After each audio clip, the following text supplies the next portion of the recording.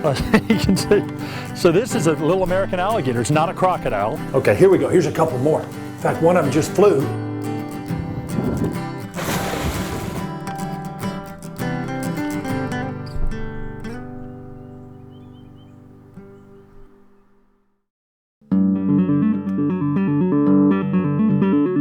The first step to taking care of our local habitats and the plants and animals that live in them is to gain a really good understanding of just what we have. Today we're going to talk to a couple local researchers who are doing conservation work right here in the Lowcountry. If you were a Lowcountry nature artist looking for an ideal subject, then the Diamondback Terrapin might be a perfect choice. They have bold patterns and a pleasing mug that would highlight any canvas. But the problem is terrapins like this aren't nearly as common as they used to be. In fact, their numbers have declined throughout much of their range. Today we're going to meet a couple of biologists who are looking at ways to hopefully increase terrapin numbers right here in the Lowcountry. Biologist Erin Levesque works for the South Carolina Department of Natural Resources, and she's agreed to let us help with the project today.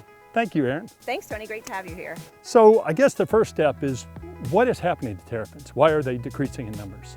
Well, we've seen trends in the state decline since 1995, slight downward trends, and we believe it's because they face threats from the time they're in the nest until the time they're adults. So when they're in the nest, they face raccoons digging them up, crabs getting to them. Once they emerge from the nest and they're in the high marsh, wading birds think that they're really tasty snacks. And then even once they get to adulthood, they could be captured in crab pots, or females sometimes are killed in the roads as they're crossing to find nesting areas. Since 1995, the South Carolina Department of Natural Resources has been recording captures of Diamondback terrapins in our trammel net survey, which is coast-wide. Erin, as you said, these are long-lived species, and I actually caught an animal in 1985 that is part of a study on Kiowa Island, and it was an adult female when I caught her in 1985, and other people claim they caught her, but I think I did. There are other researchers on the team. But anyway, that animal was caught just a couple of years ago in the same creek, same animal, because they were individually marked, so we knew who they were. That's I mean, amazing. think about that. That turtle could be 50, 60 years old easily. That's amazing. And that highlights another really cool aspect about Diamondback terrapin biology is that we see this high site fidelity, especially seasonal site fidelity, where we know that they migrate, maybe to find feeding areas, certainly to find nesting areas, but you can find them in the same season in the same location year after year. They're really cool animals. They are. So we're in a pond here at Waddell Mariculture Center. So what are we up to today? So we're actually going to capture some terrapins that we've been head starting here at the Mariculture Center. All right, this is my kind of day. This is my co-investigator, Andrew Gross. Hey Andrew, thanks for letting us help today. Absolutely, glad to have you guys here. So what's the plan? Well, we've got this pond mostly drained down. We have about 16 turtles in here, and basically we're going to try to catch them all. Yeah, I'm already looking. I'm sorry. I'm already looking for turtles. Oh, this is going to be great. These ones are all females, and So how do you know they're females? well, actually something very cool with Diamondback terrapins and lots of other reptile species, the temperature at which the eggs are incubated actually determines if they're boys or girls. And so at warmer temperatures we get females, and at cooler temperatures we get males. So all the turtles in here were incubated at warmer temperatures in the incubator back at our lab, and it would be at a female producing temperature. And it's just the opposite for crocodilians, I think. Exactly. Yep. The idea with these is they're only 2.5-year-old turtles, and we're interested in looking at the time at first reproduction. And so being 2.5 years old, that's obviously a lot earlier than a wild turtle would be. Yeah, so like how old would a wild turtle need to be to reach reproductive maturity? Well, we usually say about 4 to 6 years for a wild female turtle, maybe older. It's really hard to age them, so it's difficult to say for sure. But Of course, it depends on how much they eat and things like that, right? right. So part of that is looking at is it a time thing or is it a size thing? And Right. so if they're a certain size, can they reproduce more quickly? That's something that we're looking at in conjunction with our Head Start program. I'm ready to get started and catch some turtles. Me too. Let's go.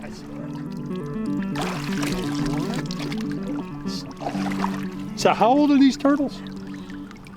2.5 years old. Oh my gosh, they really have grown quickly, haven't they? Oh yeah. So that's 3 already. That's 3. Erin, I noticed look at the little fish in here. So these are So these are gobies. Wow. Yeah, and these come in through our saltwater intake when we fill the pond with water. So this is great. I also see some shrimp in here. Yeah, some grass shrimp. This is great natural food sources for these girls. Oh, wow. Oh my gosh. There's 2 more. Looks like Andrew's done this before. A few times.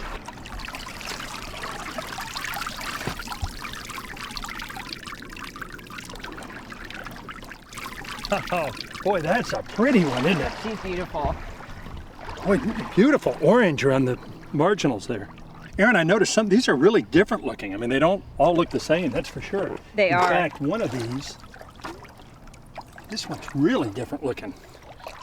Yeah, you can see how this one is much darker, and even the plastron, which is the bottom shell, this one is much brighter in color. And what we see is within a clutch of eggs, all of the brothers and sisters will have very similar coloration, but you can see that in different nests, you can get really, really different color variations. You know, and it's kind of interesting because you'd think this would blend in much better with the pluff mud, and this wouldn't as much. But I guess Spartina grass and other things, this is a good pattern to help it blend in. Good cryptic coloration. Right. This one looks like it's wearing lipstick or something, kind of. It does. The other cool thing about these turtles is that they actually see in a different light spectrum than we do. They can see in the UV light spectrum, so something that might look very colorful or very drab to us can look very different to them. So it might be enticing when they are looking for mates. Could be, could be. So you know, sometimes we find them buried in the mud. They don't even come into the water, so it may not be a bad idea to. Oh, let's go look check out around the over mud. here and Yeah. see if we can find them. I'm following you guys. I know you know where to look. Oh, cool. Look at this one. Boy, that's a pretty turtle. Pretty. Really light. Very light, almost greenish. So you can already see, so this is a female, you can already see that the head's getting much wider. In fact, it's already bigger Exactly. than an adult male would be, isn't it? Yeah, she's about the maximum size that an adult male would ever reach. And their heads are tremendous. I have noticed that, and they eat slightly different things, right? They can eat bigger crabs and snails and They things like do, that. absolutely. They have really powerful crushing jaws. Just noticed how much muck I have in my hands. This is my kind of stuff. And guys, I see one more right over against the liner right here. I think this one hit liner and couldn't go any deeper. Boy, this is some thick mud too. Pull this, kind of makes a squishing noise when you pull it out. Is this open? Yeah. All right, here we go. Look at that terrapins. Oh, Thought I think I just hit in there. Do you feel something? thought I saw something moving.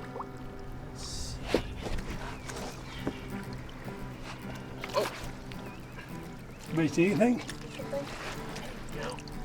Oh, awesome. Here she is. Got one here. Here, if you want to hold that. See Sure. if there are any more in here. Boy, that is a pretty turtle. She's beautiful. I think that's it. Isn't it? Yep, looks like the only one in there. Boy, that is a nice one. She's got beautiful It's got markings. almost has a little goatee or something on the end of it. Oh, Got I think I another? just stepped on one. Hey, you want me to take this one? Sure, thanks. All right. Hey. Boy, big difference in size between these two. Yes. Yep, they're the same age. Here is one more right here.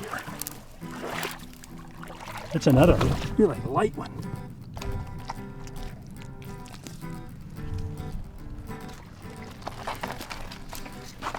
Well, I think that's everybody. All right, well, let's go work these guys up. Great.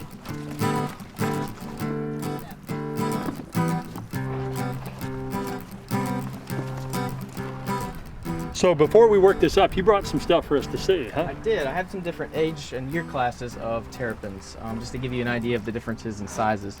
So there are a bunch in here, but these are all from this year. So these hatched in July, so they're Well, look, 5-ish so months this old. is just a few months old, Just a few months old. and then these are how old? 2.5. So this is about half a year, 2.5. And then That's we rapid growth. It is. actually have 1.5-year-olds, so the in-between size. Wow, boy, So look at the this difference in color. That's really a Yeah. big contrast, isn't it? So this is the size that you'll get after, about 1 year from now, and then 2 years after that. So we do see quite a bit of growth over the course of just a couple years. And the other important thing to remember is that these are captively raised turtles. So the reason that they're growing so quickly is because they've never experienced a winter, they've never had to look very hard for food, and they've never had to hide from predators. They've been babied. Yeah. So guys, what's going to happen to all these turtles? Well, eventually, Tony, all of these turtles will be released. And what we're doing is we're investigating when the best time to release them is. So we've already released hatchlings, we've released year-old turtles, and depending on their behavior, there may actually be a better strategy. We may see more of these turtles grow to adulthood depending on if we release hatchling size or year-old size turtles. This is BE11037. Yeah, so I've used this technology with snakes. You can check that little barcode. Yep. It's about the size of a grain of rice. Yep. And that tells you who it is. Okay, carapace length is 144.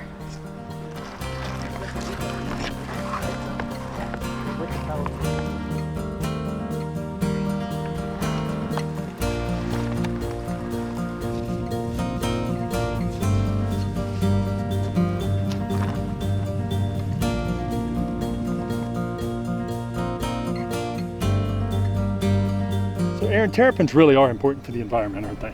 They really are. Well, I mentioned earlier that it's the only species of turtle that spends its entire life in the estuary. And once they reach adult size, they really have no natural predators. And so they're a very important part of the estuarine food chain. I'll tell you, I have a real soft spot for terrapins. I just love them. And I really appreciate the work that you guys are doing, South Carolina Department of Natural Resources, to protect these turtles. And mostly I appreciate you letting me come out and work with you today. Well, it was great to have you.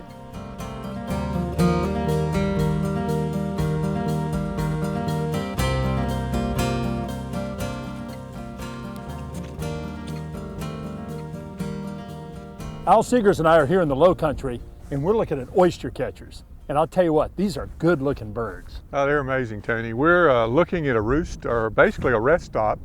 And so we're at high tide now, and these birds can't feed. All their food's underwater, so basically they're just taking a break. They're protected. They're sitting there just kind of waiting for that tide to go out, and they'll start another feeding cycle. Now they're tucked in there with, I've seen some dunlin and some marbled godwits maybe? Marbled godwits, the black-bellied plovers, really a nice what we call mixed flock of shorebirds. Oyster catchers are probably there in dominance, and you can tell them they're these big black and white birds, look like they're smoking kind of an orange cigar, a great big orange bill. So really handsome birds. We think there are probably about 10,000 in the eastern U.S., and about a third of that whole 10,000 winters here in South Carolina. So really important wintering site so this is for these birds. Especially important habitat here in the Oh, Lowcountry. really important habitat. So we're seeing something special today. Okay, so tell me a little bit about some of the research that DNR is doing with these birds. DNR has been banding birds, these oyster catchers, since about 2001. And really there's a banding program all up and down the East Coast trying to actually ID the life history where these birds are spending their time.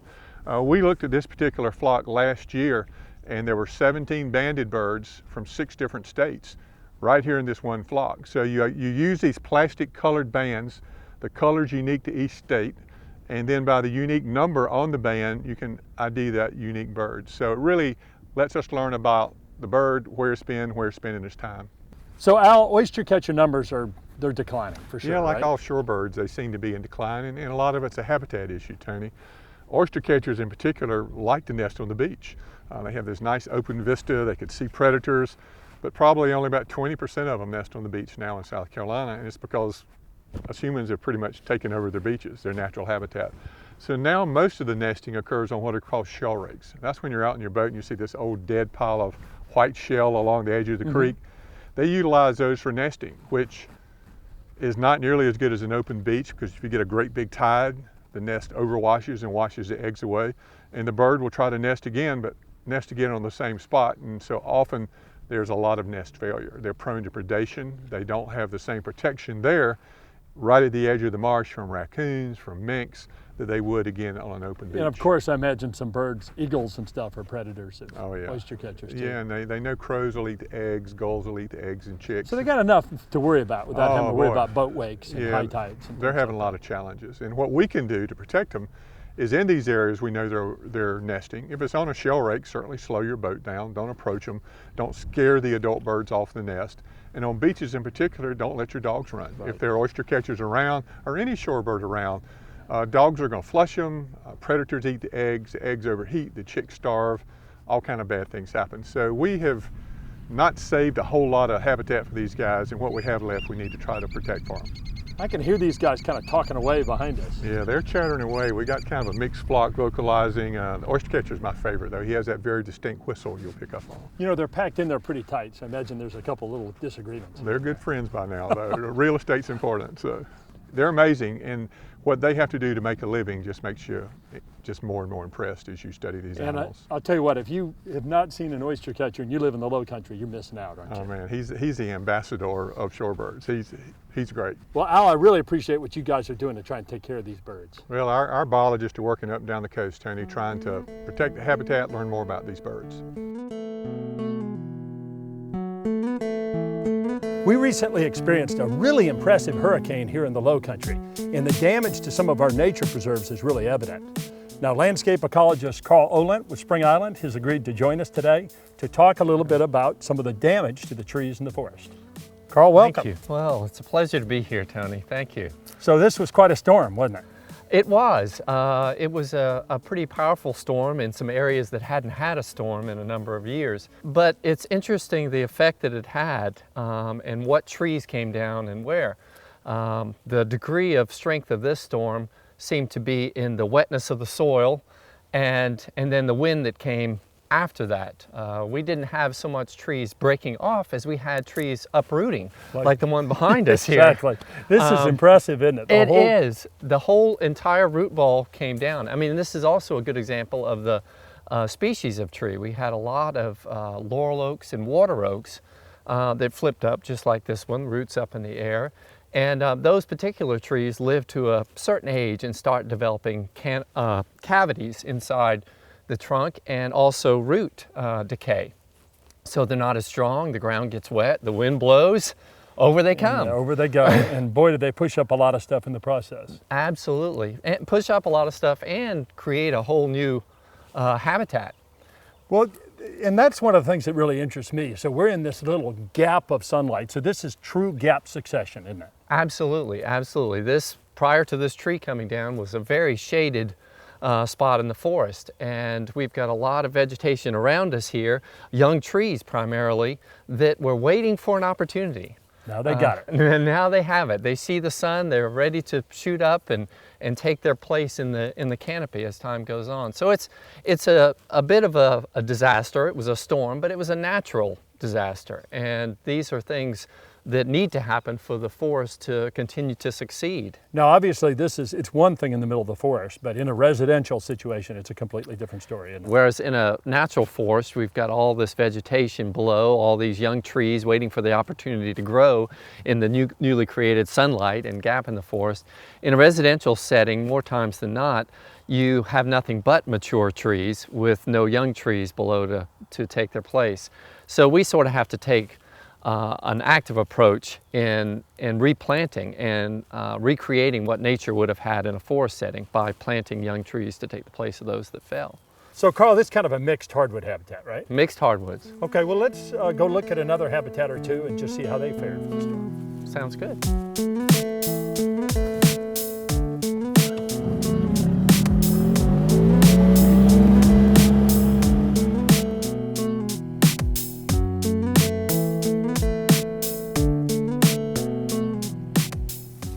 So Carl, this area looks like it fared pretty well, doesn't it? It did very well. I mean, you almost can't tell there had been a storm here. Very different habitat. And it's managed differently, right? It is. Now this is primarily pines, loblolly / pine. We manage it with fire.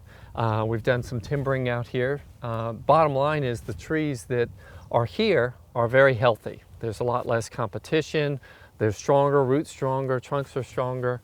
much better situation as far as withstanding a storm here. Now, obviously, if the winds had been strong enough, even stronger than they were, there's the potential for these things to break off. Absolutely. In a stronger hurricane with higher winds, these would likely have snapped off, and you'd see a lot of pines snapped here and there. But the management we use here has made them as strong as they can be. I mean, there was even water flooding this entire area during the storm, but the trees Looks like withstood it held it. up well. And I'll tell you, Absolutely. it is beautiful. This is one of my favorite spots on the island. Mine too, you know, and the diversity in the ground layer here and the habitat for wildlife. I mean, the management we perform here makes for healthy trees, but also healthy habitat for wildlife. Yeah, it's good for insects, it's good for small mammals and snakes, which I love. Absolutely. Good habitat. It is. Carl, one of the trees that I want to look at is live oaks, because that's kind of the signature tree of the Lowcountry. So is there a spot we could go check those out? I think I can find a good spot. All right, let's go. All right.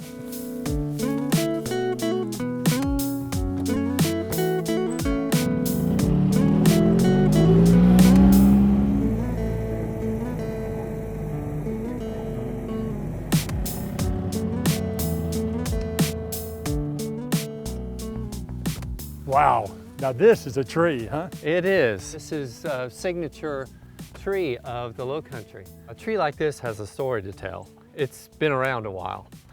It's got a good shape for withstanding storms. You know, it's got a very broad trunk to it, wide arching branches, and the roots go far beyond where we're standing. So it's got a strong foundation to hold it up there in a storm.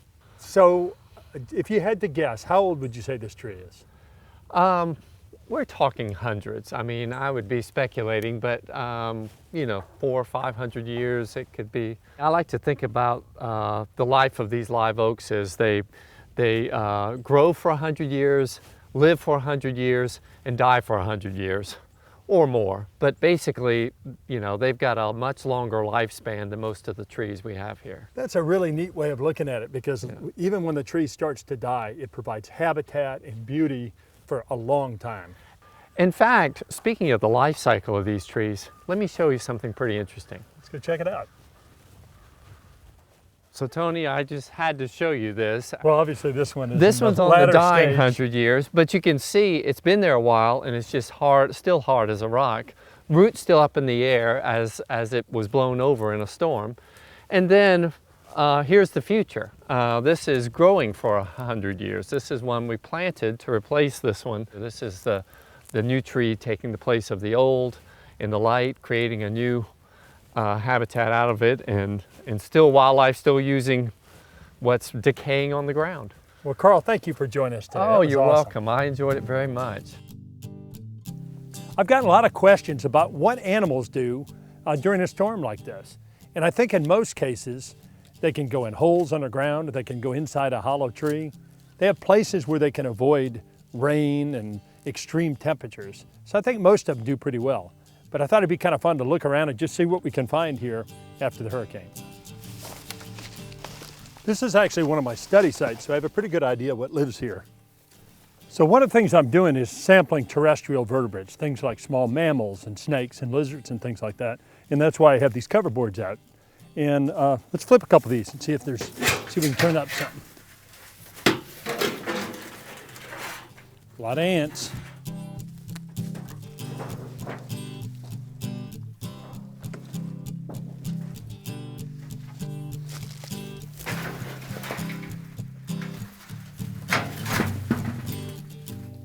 And so here's a pretty common snake. Boy, he just slung musk around a little bit. That's I'm not going to smell real good, but this is a black racer and a really common species here. And you can see the musk on my hands. Oh, anyway, black racers are really common here, but I don't know if you noticed, but there's a nice hole under this piece of tin. So I'm sure what this guy did during the storm is just go underground. And I'm really surprised I haven't been bitten yet, but I might rather be bitten than musked, actually, if I had a choice. Let's let this guy go.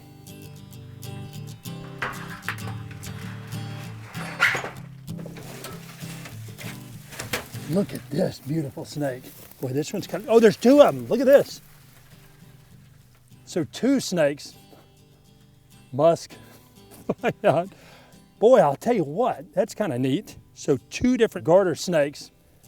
One looks like either a juvenile, and then one's adult. I don't know if you can see the amount of musk that's coming off of these guys, but I'm trying to not get splashed in the face by this stuff. Really kind of a pungent thing. Garter snakes, non-venomous, but they do bite. And there's a great hole right here in the stump, so I'm sure there's lots of possibilities to escape. So this, I'm sorry, I'm kind of overcome by musk, but this musk is kind of a foul-smelling material that's used to repel predators. And I guess in this case, I'm kind of a predator. So it looks like the snakes are doing okay. You know, in reality, this is a pretty big storm, but the habitats and the plants and animals in them are going to do just fine. But let's put these guys down and go see what else we can see.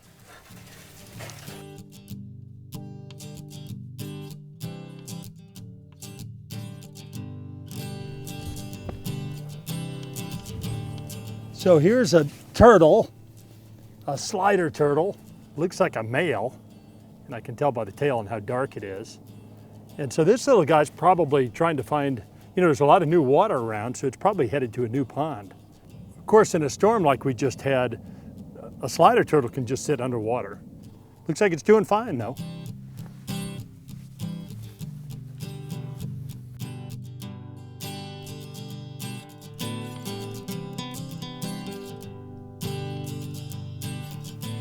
The Lowcountry is a very special place with a wide diversity of living things. It takes dedicated conservationists, researchers, and education professionals to conserve our natural resources.